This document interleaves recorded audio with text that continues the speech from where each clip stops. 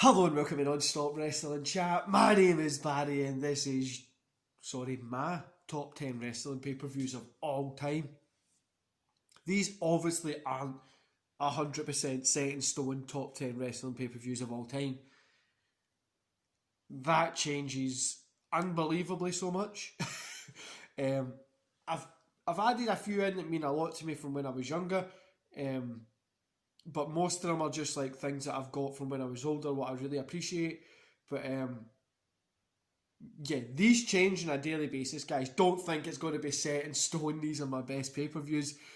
These are mostly the ones that I would say to somebody who hasn't watched wrestling before or who's been away from it a long time to come back and kind of just dip their toe back into what wrestling is. So, before we get any further, guys, don't forget to hit like, hit subscribe, and hit that wee notification bell because your support means a bunch to me, and let's get into it. These aren't in order, by the way. So, we're going to start off with WrestleMania 10. This is... It's like a good WrestleMania, but not. Like, you've got the Macho Man's Randy Savage against Crush at WrestleMania 10. It's an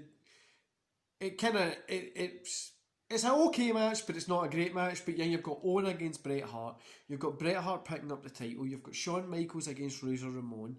You've got so many star-studded moments that it kind of defines the WWE era at that time, the WWF era, and it's like the starting point for the Shawn Michaels and Hart feud in a way. Like it kind of from there is where that started. King of the Ring, 1999. The reason this one's in here is simply because I had the VHS of this when I was younger and I used to watch it religiously. So, King of the Ring 1999. The reason I love it is I loved when Billy Gunn picked up the win in it. You had a great Taker versus Rock match. You had Stone Cold Steve Austin against the McMahons, which was great as well. Hardy Boys against Edge and Christian. Great match. The whole thing was kind of stacked with great matches and it just told a story. Now, was it the best pay-per-view of all time? Well, it's in my top 10 because it means so much to me because I used to watch it on a repeat. But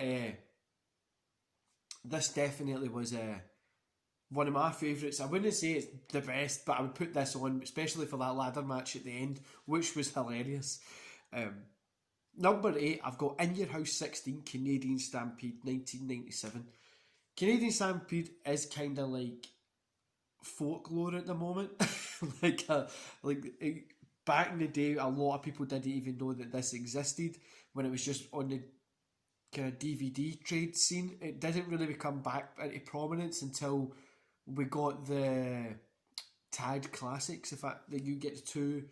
There's like the grey box with like wee bubbles all over it for some reason, and you get two DVDs in one with like two pictures like this, and it would have like different things in it. And Canadian Stampede was on it, and it had a terrible sound quality actually on the DVD that I had, and it was a pain in the butt. But it was great. It took place in Canada, obviously, but it might as well have been somewhere different. The Hart Foundation were the company's top heels at this point, but they literally were cheered. So the 10-man tag team main event with Bret Hart leading one team, Stone Cold leading the other. It was the good guys were the bad guys and the bad guys were the good guys. It was so weird. It was like a 2-hour pay-per-view. There's barely any filler in it, and it's just a great match, just a great show. Every match on it's just really good and really fun, and I definitely recommend you go watch it if you haven't seen it. Survivor Series 2002. I actually just watched this one yesterday, so this is probably why I've got it in this list. If you look at the matches on paper, you've got Lesnar versus Big Show, Jeff Hardy, the Bubba Ray Dudley and Spike Dudley against 3 Count. Who else have we got? The Elimination Chamber match. It just looks like there's nothing really exciting on it apart from that Chamber match. But you've got things like Trish Stratus against Victoria in a street fight, which was brutal.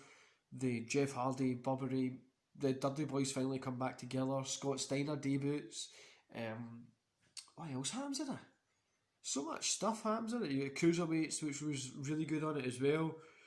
I'd definitely give this a watch. Plus that Shawn Michaels winning the Elimination Chamber, sorry for the spoiler, was just a cherry on top. Honestly, it was one of the best Elimination Chambers, and for being the first, it definitely, I would say, would be the best one. Now, number 6. This pay-per-view holds dear in my heart. I was, let me think, 13 when this came out, 14 when this came out, so 2005, One Night Stand, ECW. So in 2005, WWE released the Rise and Fall of ECW. The documentary was that insanely popular. Other wee promotions started doing like to get all the ECW guys together. A One Night Stand kind of deal. Like obviously that was WWE's name, but other promotions done something quite similar to it. WWE jumped on that wagon, and I'd say this was one of the best. They having the original ECW there at the end when it was the WWE guys came down and they're in the ring going against each other. The arena was just great. Everything literally was just great. I loved every part of it. The matches weren't they technically the best matches, but that main event, the Dudley Boys against Tommy Dreamer and the Sandman, was gory, bloody, brilliant. Sandman coming out with the beers, pouring them on that woman's boobs, fucking just it was brilliant. Go watch it if you've not seen it.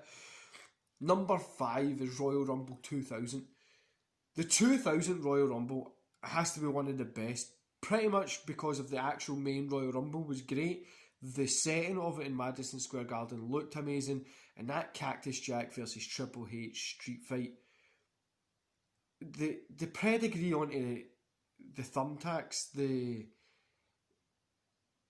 it's just great, and The Rock winning the Royal Rumble was great as well. So Royal Rumble 2000 was definitely one that you have to go watch. Number 4, guys, is the Great American Bash 1989. I love this pay-per-view. I just love everything about it. So it does feel kind of underrated, but I think everybody I spoke to loves it. It's a card that hits all cylinders. Sting and the Great Mutas Feud reached its peak here, with arguably one of the greatest matches out of both their career and out of the night. Rick Steamboat and Lex Luger bring that, they literally bring their best to each other. A hard hitting, I love that match in this. You've got the War Games match, the Terry Funk,